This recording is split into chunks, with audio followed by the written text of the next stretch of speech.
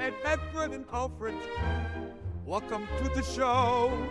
It's Edward and Alfred. They'll keep you in the know. We've been talking about the Three-Eye Atlas.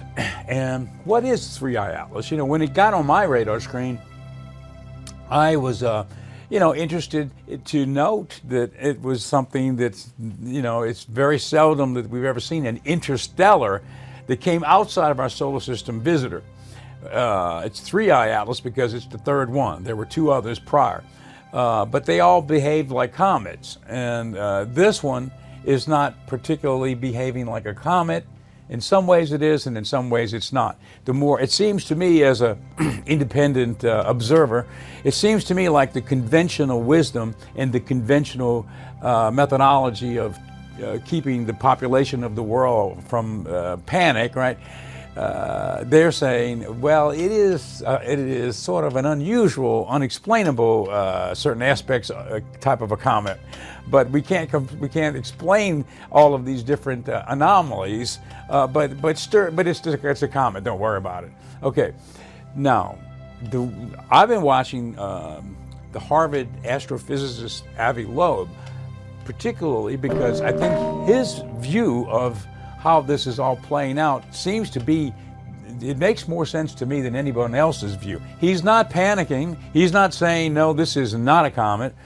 He's not saying this is definitely a spacecraft, or they try to really, you have to decrypt the terminology of what they give you, because they won't say spacecraft all the time. They'll say it's got metallic resonance. It's picking up, the radar is picking up some type of a metallic resonance, or they'll say it's being directed by forces which are controlled. In other words, it's just a lot of gobbledygook to try to hide the fact that they don't know really what it is or why it's got so many anomalies.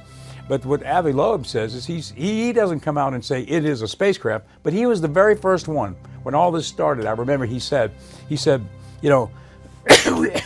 excuse me, I have a cold, we shouldn't be covering this from the standpoint of let's just say it's a comet and there's some things that we don't understand. But he said, even if there's a slightest chance that it's not a comet, we should be bearing down on that for the sake of humanity. We should be saying, these anomalies, there are anomalies, everybody agrees to that. Why minimize, the idea that it could be something else?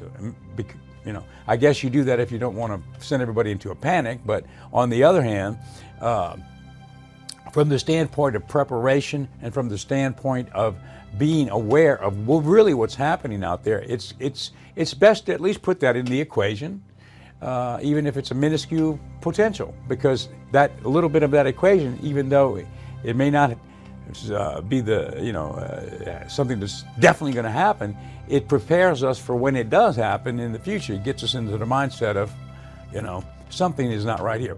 And Edward and Alfred, welcome to the show. It's Edward and Alfred.